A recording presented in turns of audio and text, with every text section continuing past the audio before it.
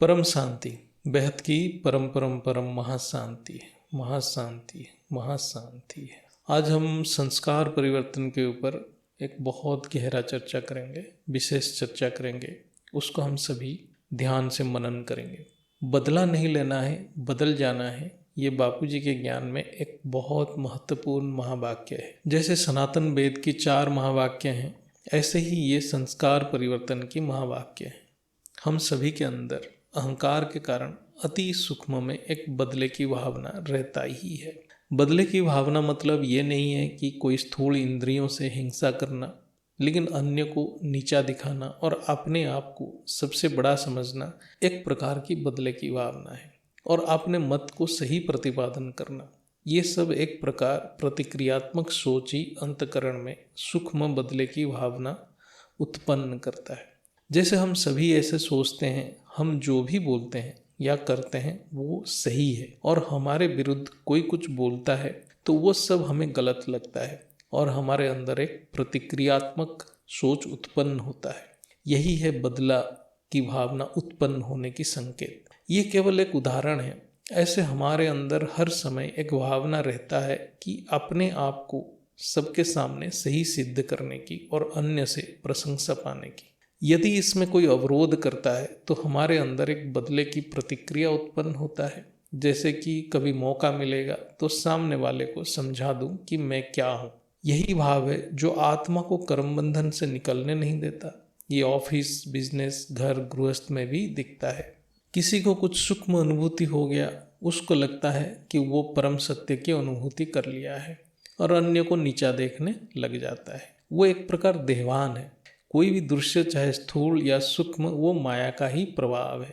सूक्ष्म दृश्य देखना और आत्मज्ञानी बनना दोनों में बहुत अंतर है। आत्मज्ञानी केवल संस्कार के ऊपर पुरुषार्थ करने से ही प्राप्त होता है। ज्ञान की गहराई में जाने से आत्मज्ञान प्राप्त होता है। जैसे बेहद की आत्मा सोचते हैं वो सबसे ज्ञानी है। जब कोई उनकी बात के प्रति ध्यान नहीं देता या विरुद्ध करता है, तब भी उनकी अहंकार को ठेस पहुंचता है। ये सब के प्रति सावधान रहना है। ये सबसे ऊपर उठना है और सभी को सम्मान देना है। खुद बदल जाना है और अन्य को बदलने की प्रेरणा देना है। जो हिंसा की भावना रखता है वो तो जानवर कैटेगरी की आत्मा है ही। कोई भी आत्मा वाणी या इंद्रियों से हिंसा करने से पहले मन बुद्धि से अंतकरण में अपने आप के ऊपर हिंसा करता है। ऐसे ही कोई भी बदले की भावना उत्पन्न होने के समय अंतकरण अत्यंत विचलित हो जाता है तो आत्मा को अत्यंत कष्ट होता है। जो हम दूसरों को देते हैं वो स्वयं पे पहले होता है, बाद में वायुमंडल में जाता है। लेकिन जो ज्ञानी है वो मूल कारण को ज्ञान से, मनन से अपना रास्ता बदल देते हैं, लेकिन सामने वाले के संकल्पों से टकराते नहीं हैं। किसी के संकल्प के साथ टकराना अर्थ बदले की भाव यानी अग्नि तत्वों की उत्पन्न होना, जो आत्मा की अहंकार को और बढ़ावा देता है और आत्मा देवान से मुक्त नहीं हो पाता है। हमारा मूल लक्ष्य है देवान से मुक्त हो जाना। ये जो प्रतिक्रियात्मक सोच यानी बदले की भावना हर आत्मा में एक निरंतर प्रक्रिया स्थूल वायुमंडल में चल रहा है और वायुमंडल को दूषित कर रहा है। यही प्रक्रिया आत्मा को शरीर में बांध के रखता है। क्या सही है या क्या गलत है, ये संपूर्ण अपेक्षिक है, अर्थात संपूर्ण सत्य तर्क से नहीं अनुभूति से प्राप्त होता है। इसलिए जिसको संपूर्ण सत्य अनुभूति हो जाता है वो शायद तर्क में हार जाए, लेकिन वो हार कर जीत जाता है क्योंकि उसकी अहंकार तत्व मिट जाता है। जिसको बेहद की परमपिता के सानिध्य की अनुभूति हो गया है, उसके चुप्पी के सामने संपूर्ण सृष्टि हार मान जाता है।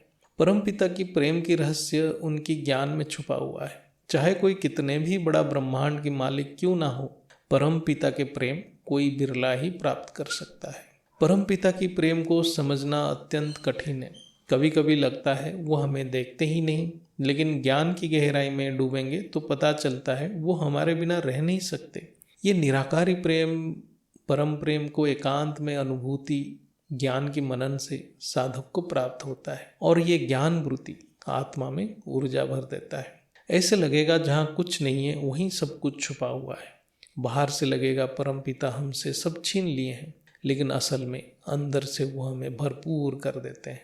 बाहर से लगेगा कि वो हमें कष्ट दे रहे हैं, अंदर से लगेगा कि वो हमारे आत्मा में सहन शक्ति भर रहे हैं, ऊर्जा भर रहे हैं।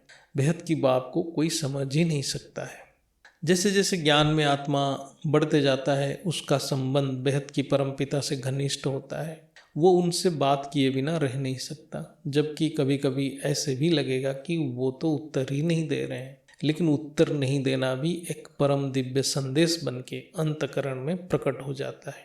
ये एक बहुत रहस्यमयी संबंध है। जब भी हम ये सृष्टि को अहंकार से देखते हैं, हमें ऐसे लगता है कि हमारे साथ गलत हो रहा है या किसी दूसरे के साथ गलत हो रहा है।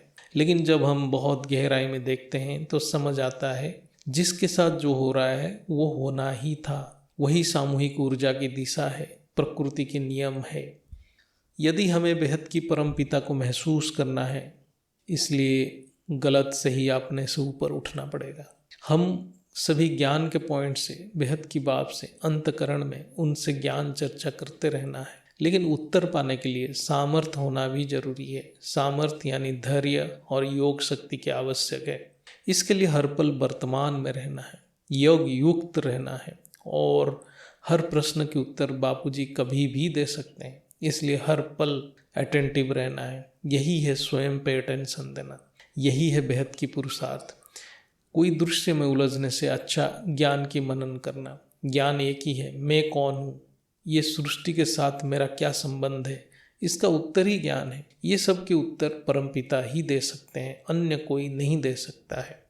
जब हम इस बेहद की सृष्टि को इस स्थूल बुद्धि से देखते हैं, ऐसे लगता है ये सृष्टि बहुत बड़ा है। लेकिन जब हम ज्ञान की दृष्टि से देखते हैं तो लगता है ये तो ऐसे ही सृष्टि है जहाँ आत्माओं की सर्जन विसर्जन ही चल रहा है। इसमें कौन सा बड़ा बात है। जैसे लगेगा ये सृष्टि में आत्मा बनाने की एक फैक्ट्री चल रहा है। इसमें अनेक योनि हैं, देव देवी, भूत प्रेत, एलियन, मनुष्य। क्या रचयिता की यही प्रेम है? अपने सृष्टि को जब चाहे खिलौना जैसे सर्जन कर ले और जब चाहे उनको नष्ट कर दे। क्या वो विनाश काल में असंख्य आत्माओं की अंतकरण में उत्पन्न यातना का कष्ट की कोई मूल्य नहीं है? उस रचयिता के लिए जो खुद उस सृष्टि को रचना किए थे, उनके लिए कोई मूल्य नहीं है उतने आत्माओं की कष्ट और यातना की? क्या यही भावातीत है? फिर ऐसे रचयिता को रचना क्यों पूछते हैं? ये सब प्रश्न गंभीर आत्माओं के अंतकरण को विचलित कर देता है। जैसे हम स्थूल सृष्टि में एक परिवार देखते हैं, चाहे वहाँ शरीर के संबंध से बना है, लेकिन यहाँ आत्मा अज्ञानी है, शक्तिहीन है। फिर भी वो अपने परिवार के रक्षण के लिए अत्यंत प्रयास करता है, लेकिन वो प्रकृति के नियम से परे नहीं जा पाता है। इसलिए वो उसी नियम से बंधा हुआ विनाश की ओर गति करता है। क्या रचयिता भी ऐसे एक साधारण स्थूल जीव जैसा अज्ञानी है, शक्तिहीन है, जो अपने सृष्टि को विनाश होते हुए देखता है?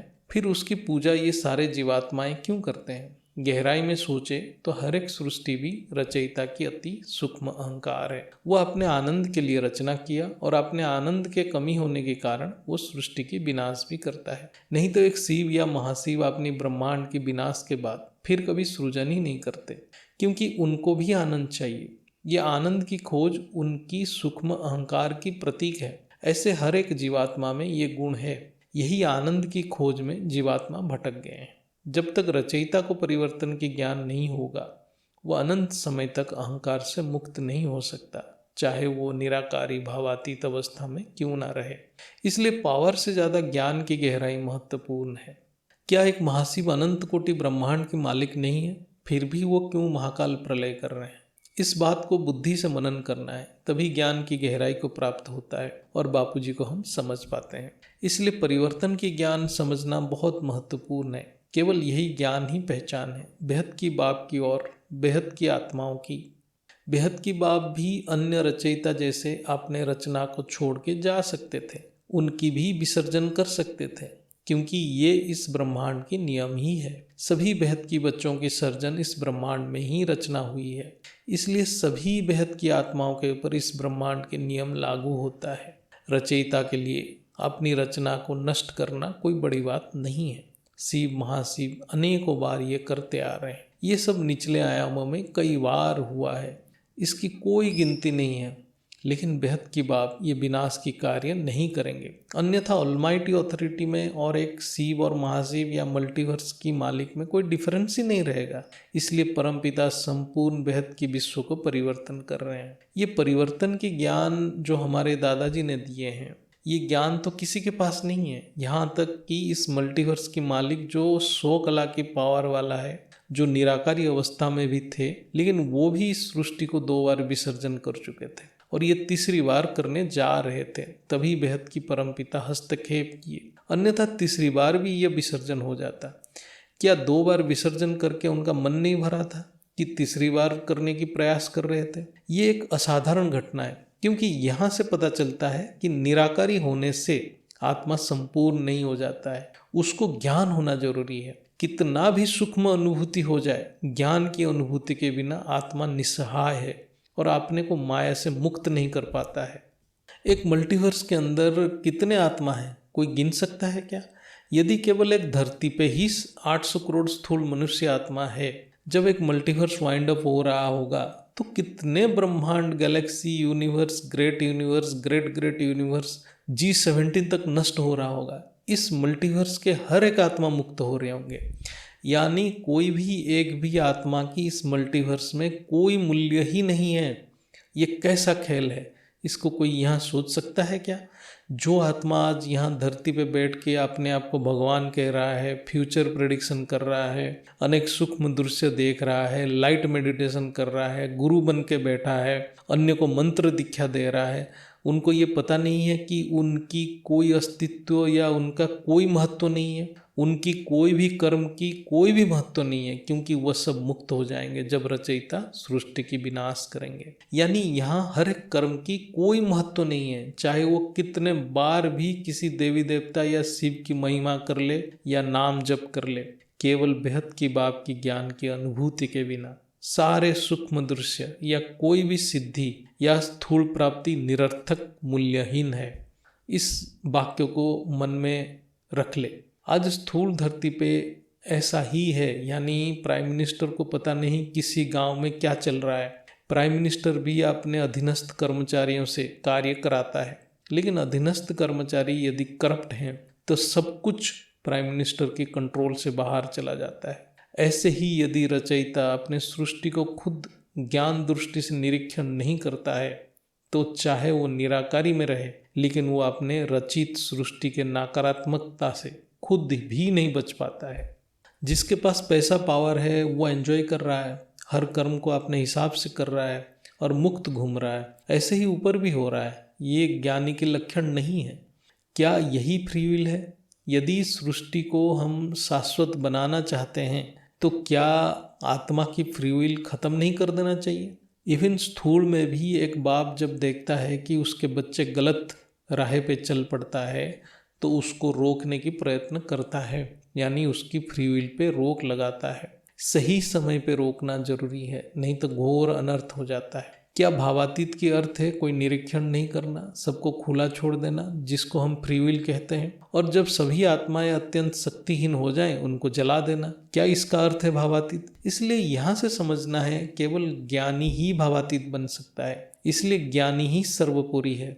आज भी अनेक पावरफुल आत्माएं हैं, लेकिन कोई भी इस सृष्टि की पतन को रोकने में सक्षम नहीं है। क्यों ऐसा है? इसलिए यही समय है अपने आप को रोकना, यानी फ्री विल को ज्ञान से परिवर्तन करना। यही है बापू जी के ज्ञान के सार। जब एक महाकाल प्रलय होता है, अनंत कोटि ब्रह्मांड नष्ट हो जाते हैं।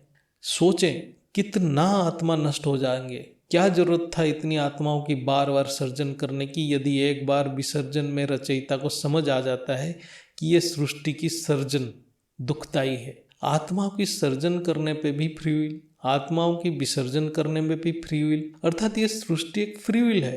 तभी इस ब्रह्मांड में ऐसा ही अवस्था होता है। क्या रचयिता खुद माया के प्रभाव में है? क्या निराकारी भी माया से मुक्त नहीं है?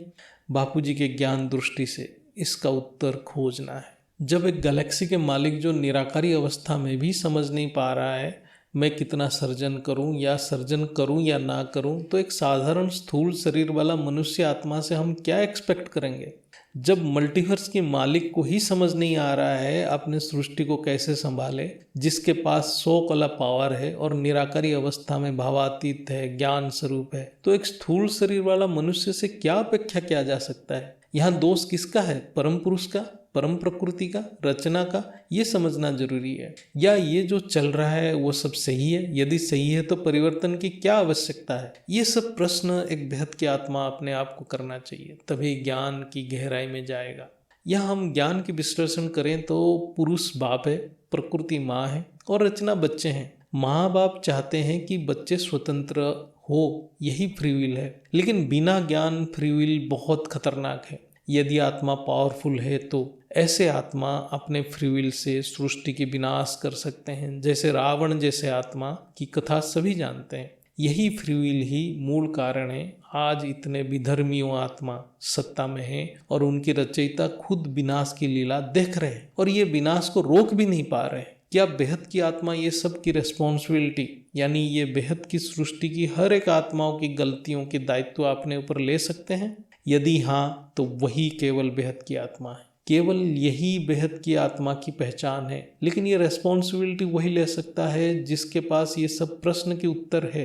इसलिए ज्ञान होना बहुत जरूरी है। इसलिए केवल ज्ञान ही बेहद की आत्माओं की पहचान है। स्थूल शरीर में ये ज्ञान इमर्ज होना बहुत जरूरी है। सृष्टि एक परिवार जैसा ही है। सभी आत्मा का अपना दायित्व है, उनको उनकी ड्यूटी निभानी पड़ती है, तभी सृष्टि शाश्वत चिरंतन अविनाशी रहता है। इसको सत्य सनातन धर्म कहते हैं। इसलिए हमारे वेद में है वसुवधई कुटुंबकम, अर्थात सभी एक परिवार जैसा ही है। लेकिन हम धरती पे कैसे रह रहे हैं? जिहादियों को देखो क्या कर रहे हैं। क्या उनकी रचयिता को ये ज्ञान नहीं है? उसकी रचना कैसे बन चुके हैं? क्या ये जिहादियों की फ्री विल है? ये सब की गुह्य अर्थ है। बापूजी के वीडियो में ये सब के उत्तर है। आज धरती के ऊपर इतने गुरु और भगवान बैठे हैं, उनको होश नहीं है क्या बोल रहे हैं, क्या कर रहे हैं, उनके पास कोई उत्तर नहीं है।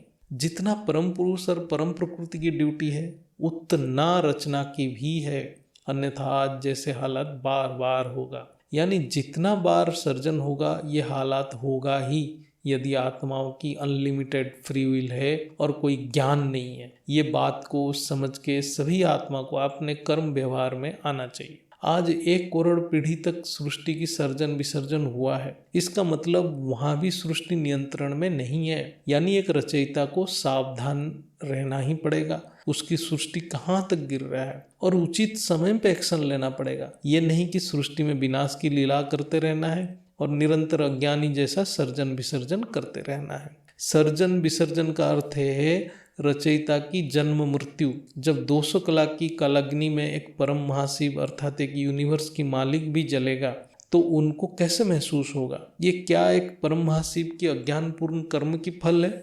इसलिए कोई निराकार हो गया है इसका मतलब नहीं है कि वो कर्मफल से मुक्त है। निराकार अवस्था में भी उस रचयिता आत्मा की स्वीकृति में जो सारे कार्य हो रहा है उसका भी इफेक्ट वो निराकारी आत्मा के ऊपर आता है। लेकिन एक बहुत पावरफुल आत्मा अपने पावर से वो कर्म की लेप या आवरण को हटा देता है। जैसे धरती पे पैसा देके कोर्ट केस खत्म कर देते हैं। ये फैसिलिटी केवल पावरफुल आत्मा के पास है जिसके कर्म के लेप केवल वाइब्रेशन लेवल पे है। निराकारी आत्मा की स्थूल कर्म नहीं होता है, इसलिए उसको कर्मफल के स्थूल शरीर में भोगना नहीं पड़ता है। लेकिन जब सृष्टि की नेगेटिविटी बहुत ज्यादा होता है तब वो रचयिता को उसका कष्ट अनुभव होता है। इसलिए ज्ञान महत्वपूर्ण है, वो भी परिवर्तन की ज्ञान, तत्वों की ज्ञान, परम तत्वों की ज्ञान, स्पंदन की ज्ञान। फिर आत्मा सृष्टि की दायित्व ले सकता है, तभी आत्मा बेहद की विश्व की मालिक बन सकता है। बिना ज्ञान मालिक आज के जैसे हालात होना है। जैसे अनपढ़ पीएम देश का क्या हालत करेगा,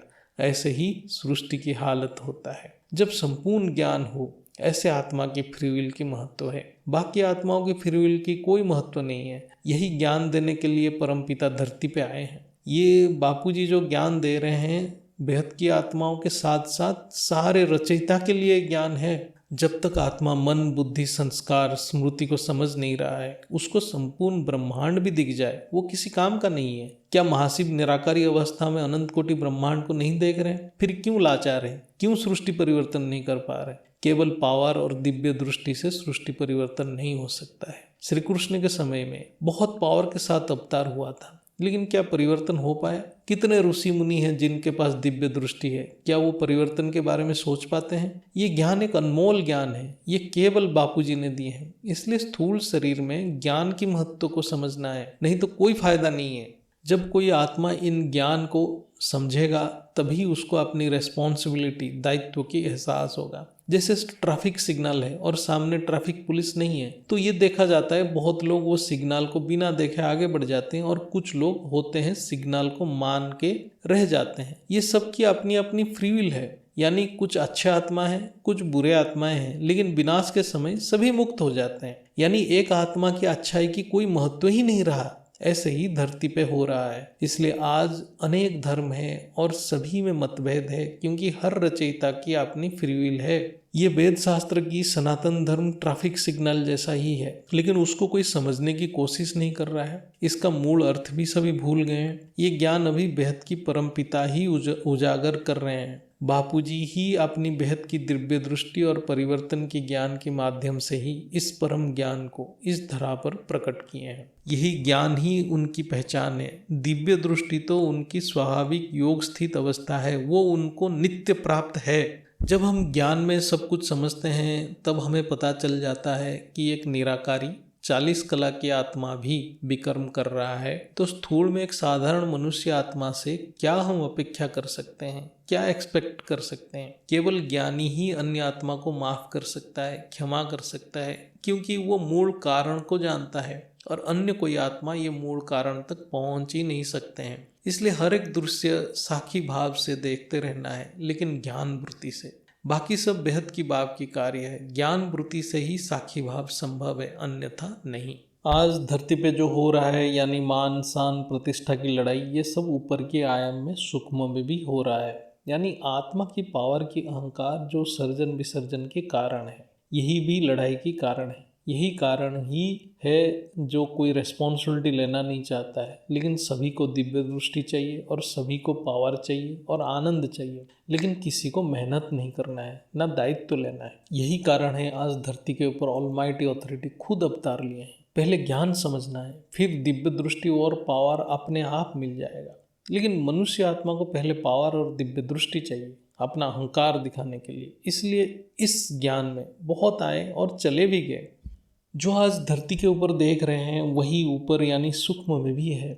यदि सभी पावरफुल नेता, गवर्नमेंट ऑफिसर, जज, मिनिस्टर ज्ञानी होते और सनातन धर्म के नियम से सभी मनुष्य के कल्याण के लिए निस्वार्थ दिन रात कार्य करेंगे, तो क्या आज इस धरती के ऊपर यह हालात होता? यही हाल सृष्टि में है। ना किसी के पास ज्ञान है, ना कोई दायित्व लेने के लिए तैयार है। यही कारण है ऑलमाइटी खुद आके इस धरती पे खड़े हैं परिवर्तन के लिए।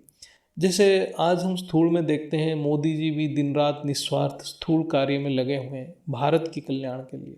जैसे हम देखते हैं सेंट्रल गवर्नमेंट से फंड आता है, लेकिन गांव में दुखी जन के पास पहुंच नहीं पाता है। ऐसे ही पावर तो ऊपर से आता है, लेकिन करप्ट सूक्ष्म जगत की आत्मा इसका मिसयूज करते हैं। यही कारण है सृष्टि पतन हो जाता है। आत्मा करप्ट हो गया है। जैसे कंप्यूटर के हार्ड डिस्क करप्ट हो जाता है, ऐसे आत्मा भी करप्ट हो गया है। सूक्ष्म दृश्य देखना भी पावर की मिसयूज है। इसलिए बेहद की आत्माओं की बहुत दायित्व है, लेकिन पहले तो ज्ञान समझना है, योग से शक्ति बढ़ाना है, तभी आत्मा दायित्व ले सकता है। आत्मा में शक्ति बढ़ाना है, इससे सूक्ष्म दृश्य से कोई मतलब नहीं है। ये अहंकार ही बदले की सोच की कारण है जो संकल्प की लड़ाई को जन्म देता है। इसलिए बदला नहीं लेना है, खुद बदल जाना है। जब ज्ञानी को सभी कारण पता चल गया है, किसके ऊपर बदला लेगा? जिस आत्मा के लिए ये संपूर्ण सृष्टि एक परिवार के तरह है, जो हर एक आत्मा को अपने में देख रहा है, तो क्या अपने आप के ऊपर बदला लेगा?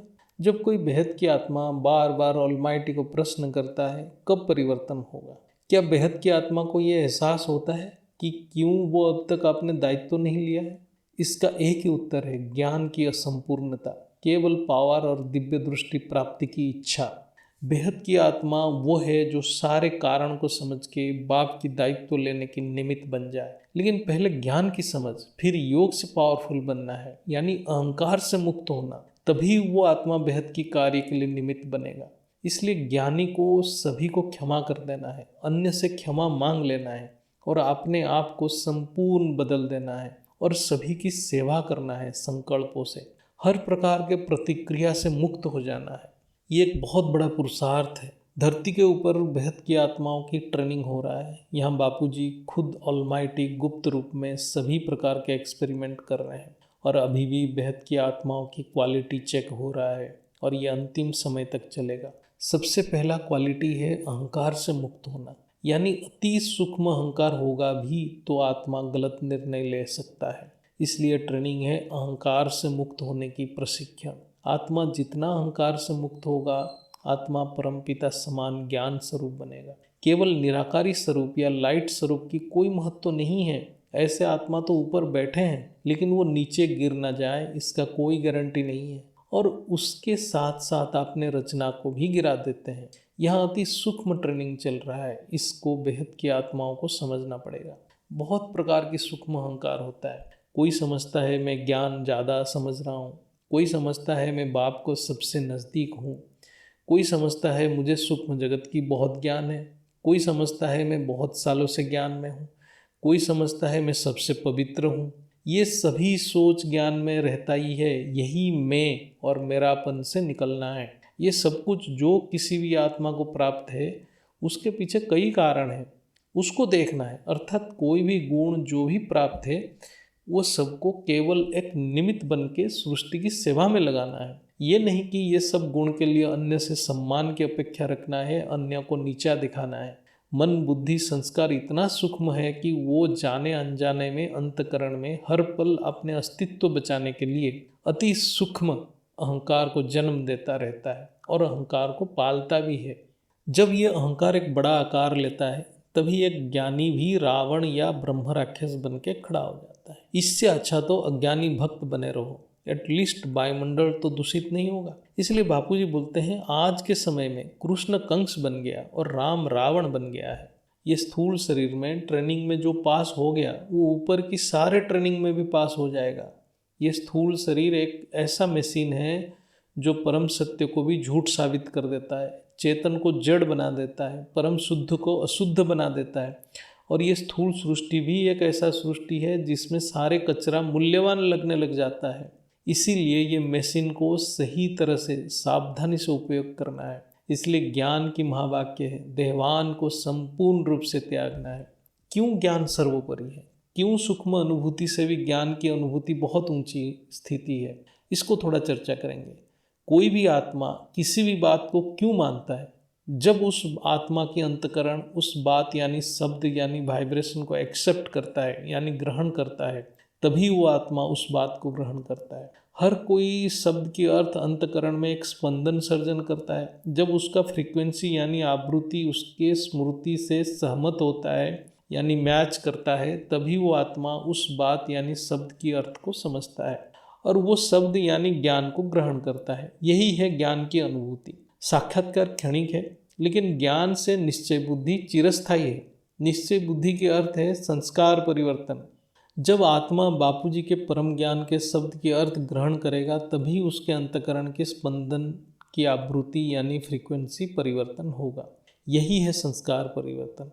अंतकरण की अर्थ नहीं है केवल आकाश तत्व, ये परम आकाश तत्व हो सकता है या परम महतत्व भी हो सकता है, यह आत्मा की क्वालिटी के हिसाब से हो सकता है। जब कोई आत्मा बापूजी के ज्ञान को बहुत गहराई से समझता है तो उसकी गहराई के हिसाब से आकाश तत्व या परम आकाश तत्व या परम महतत्व उजागर होता है और संस्कार परिवर्तन होता है।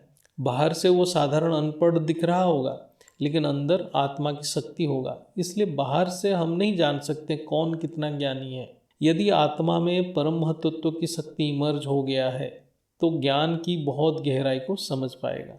उसका बुद्धि इतना निश्चय होगा कि आकाश तत्व की कोई भी अवस्था उसको प्रभावित नहीं करेगा। जैसे कोई आत्मा जिसमें आकाश तत्व से ऊपर कोई तत्व ही नहीं है या परम वायु तत्व से ऊपर कोई तत्व ही नहीं है, ऐसे आत्मा ज्ञान की गहराई में समझेगा ही नहीं।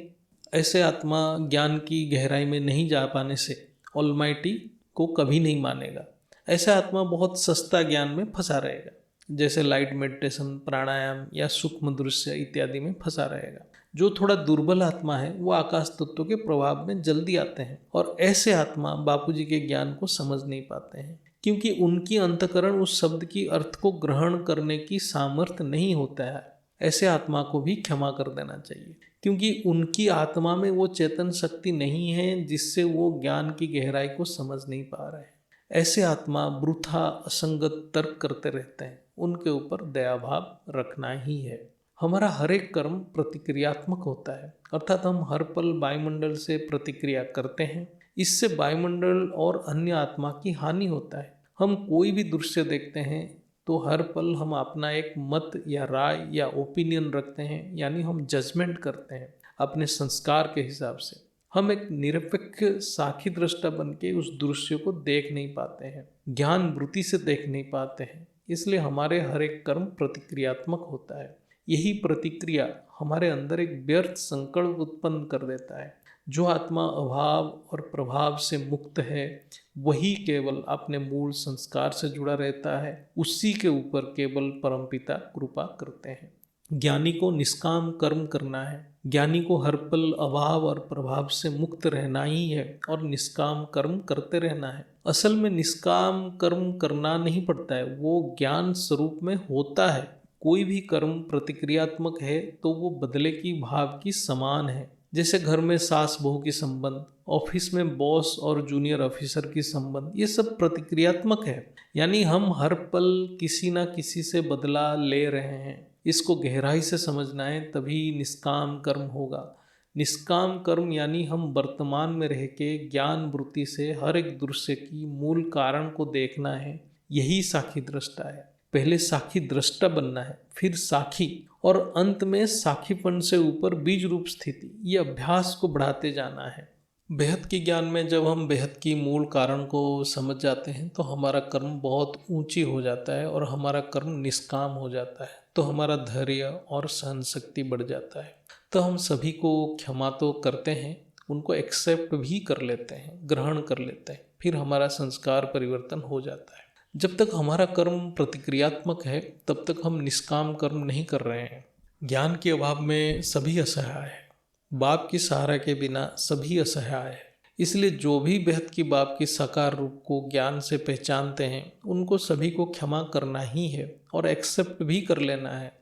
जब बाप से प्यार मिल रहा है तो सभी को प्यार देना ही है और खुद बदल जाना है, कोई बदला लेना ही नहीं है। जब तक हम प्रतिक्रियात्मक कर्म कर रहे हैं, यानी हम अहंकार की बस में हैं, यानी हम जड़त्व की बस में हैं, हम देह की प्रभाव में हैं, देहभान में हैं। बाप की पहचान ज्ञान है। ये बात बार बार हम इसलिए चर्चा कर रहे हैं क्योंकि बेहद की बाप की साक्षात्कार कोई नहीं कर सकता, ये शास्त्र में भी है। इसलिए बेहद की बाप की पहचान केवल एक ही है, वो है ज्ञान। इसके अलावा और कोई उपाय नहीं है। पावर लेने की विधि एक ही है, साकार बाप को ही याद करना। इसके अलावा और कोई विधि ही नहीं है। साकार बाप को तो सभी याद कर रहे हैं, लेकिन जो जितना गहराई में ज्ञान को समझाए वो बाप की निराकारी स्वरूप को यानी विचित्र रूप को बुद्धि से सोच सकता है। जितने निराकारी को समझेगा उतने हाई क्वालिटी पावर आएगा। जो केवल बाप की साकार को याद करेगा वो निराकारी को नहीं समझेगा, तो उसमें भी पावर आएगा, लेकिन उसमें भक्ति मार्ग जैसा आकाश तत्व को पावर मिलेगा। स्थूल शरीर में परम तत्व इमर्ज होने में समय लगेगा। साकार बाप की भक्ति भी बहुत मूल्यवान है। वही भक्ति कालांतर में परम तत्व और परम ज्ञान में परिवर्तित हो जाता है। इसलिए ज्ञान ही पहचान है और ज्ञान ही योग है। जो भी आत्मा प्रेम से साकार बाप से लंबे समय तक जुड़े रहते हैं उनको भी बहुत पावर मिलता है और कालांतर में ज्ञान इमर्ज हो जाता है। बाप को कभी नहीं छोड़ना है, चाहे ज्ञान समझ आए या ना आए। बाद में धीरे धीरे समझ आ ही जाएगा। आज के समय में बापूजी के अलावा किसी के पास पावर है ही नहीं। अर्थात यदि कोई बेहद की आत्मा है, उसको आत्मा की शक्ति इमर्ज करना है तो केवल बापूजी से ही ज्ञान से जुड़ना पड़ेगा और कोई विकल्प नहीं है। आज के समय में किसी भी गुरु या गोसाई के पास कोई भी पावर नहीं है, ना ज्ञान भी है। कोई भी आत्मा कितना भी नाक रगड़ ले, कुछ नहीं मिलने वाला कहीं से। केवल बापूजी ही पावर हाउस है। ये बीके की आत्माओं को भी समझ लेना है, नहीं तो उनकी भी आत्मस्वरूप इमर्ज नहीं होगा और सूक्ष्म जगत की आत्मा द्वारा हार्वेस्टिंग होते रहेंगे। एक्चुअली बीके में प्रोसेस है, अव्यक्त वाणी में प्रोसेस है, लेकिन बिना ज्ञान के, बिना समझ के प्रोसेस को भी कोई समझ नहीं पाएगा। बापूजी के निराकार स्वरूप को केवल वेद शास्त्र से ही समझा जा सकता है। इसकी चर्चा हम पहले किए हैं। आज इस धरती के जितने भी आत्माएं हैं उनको हम 5 कैटेगरी में बांट सकते हैं जो भक्ति मार्ग में है। पहला है सनातनी है, शास्त्र की ज्ञान है, वो निराकारी शिव की उपासना कर रहे हैं, ये बहुत ऊंची कैटेगरी की आत्मा है। द्वितीय कैटेगरी जो निष्ठा के साथ शंकर, हनुमान, राम, कृष्ण जी की सच्चा भक्ति कर रहे हैं, वो भी अच्छे आत्मा है। तीसरा कैटेगरी जो अन्य देवी देवता आत्मा की भक्ति कर रहा है, थोड़ा बहुत सनातन ज्ञान है, तो ऐसे आत्मा भी अच्छे आत्मा है।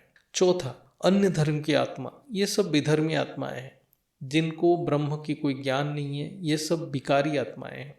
इसमें से कोई सात्विक आत्मा है तो उस आत्मा में थोड़ा बहुत शक्ति आ सकता है, लेकिन सनातन ज्ञान के अभाव में ये सब मायावी आत्मा बन सकते हैं। जो नॉनवेज खाता है, शारीरिक पवित्रता को महत्व नहीं देता है, ऐसे आत्मा राक्षस कैटेगरी की आत्मा है, इनकी भक्ति की भी कोई महत्व नहीं है। ऐसे आत्माओं की सोल हार्वेस्टिंग हो रहा है। पांचवा, इसके अलावा बाकी सब नास्तिक आत्माएं हैं।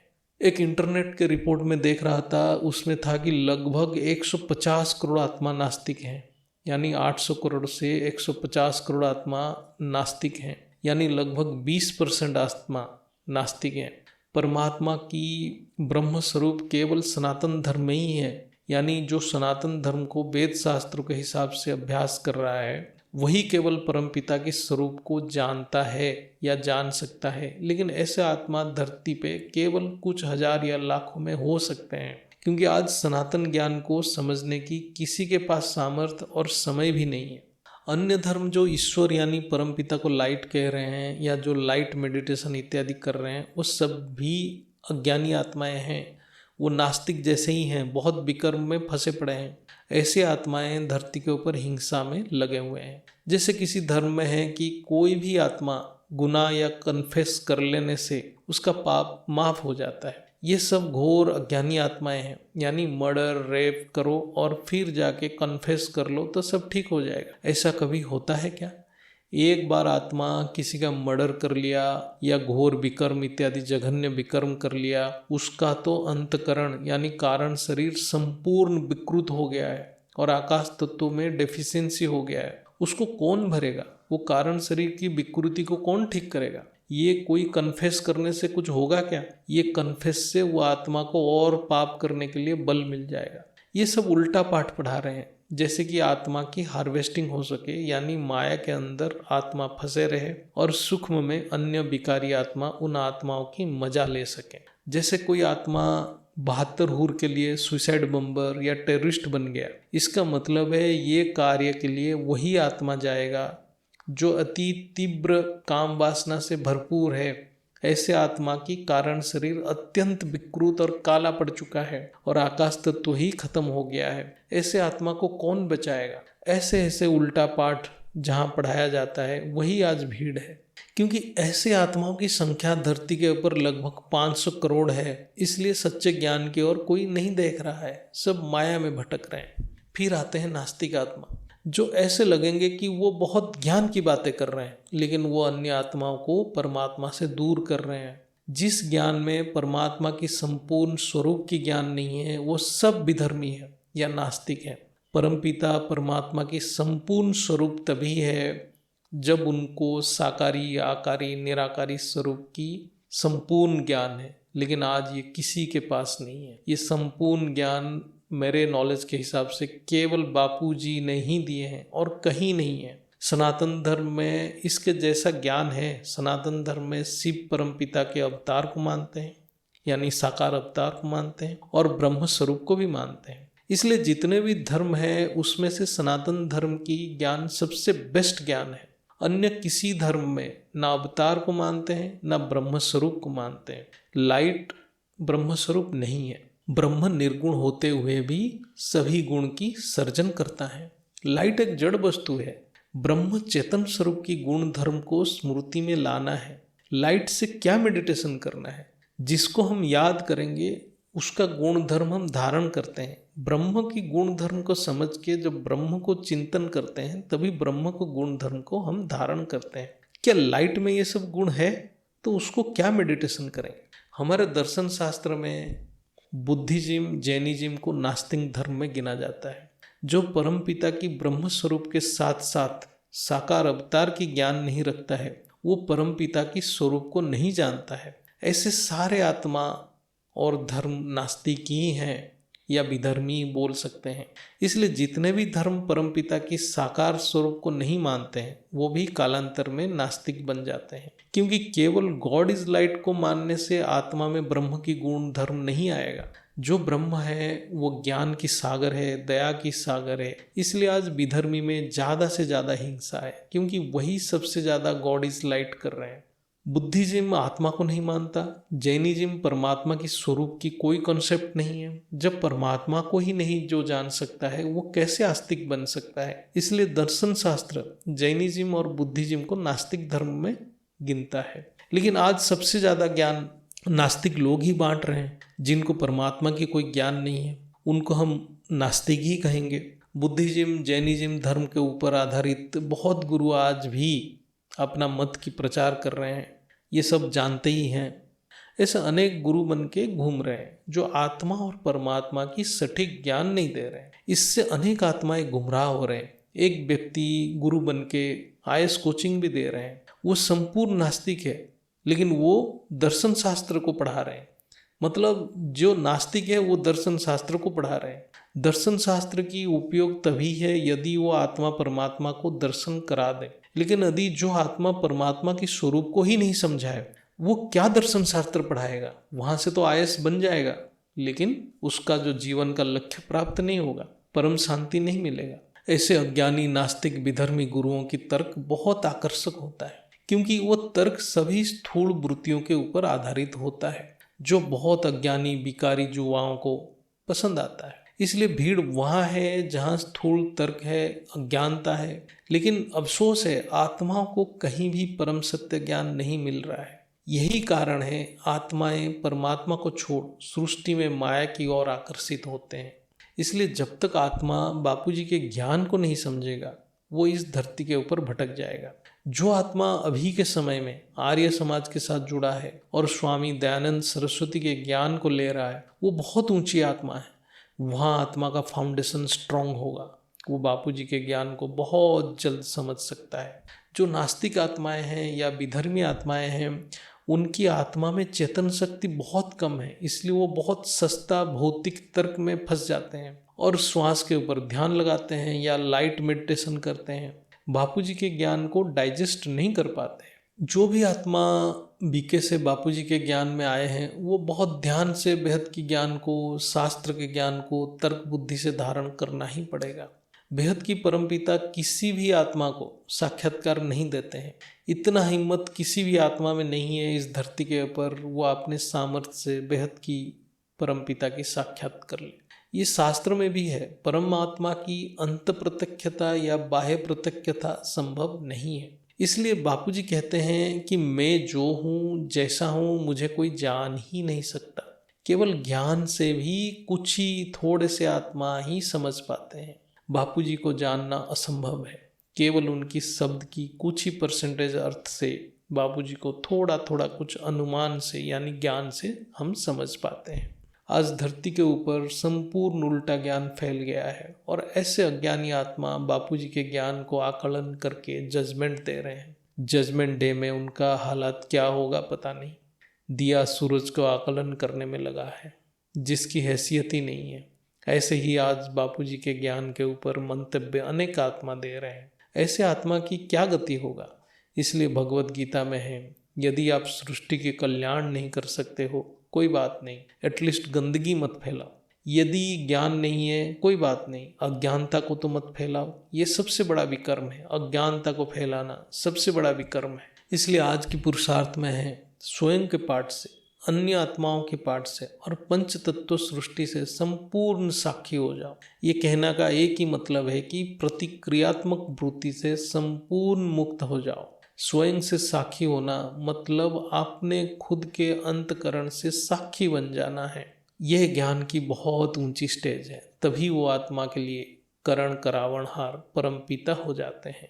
बेहद की परम शांति। बेहद की बापूजी माँ जी को नमन, बंदन, चरण स्पर्श।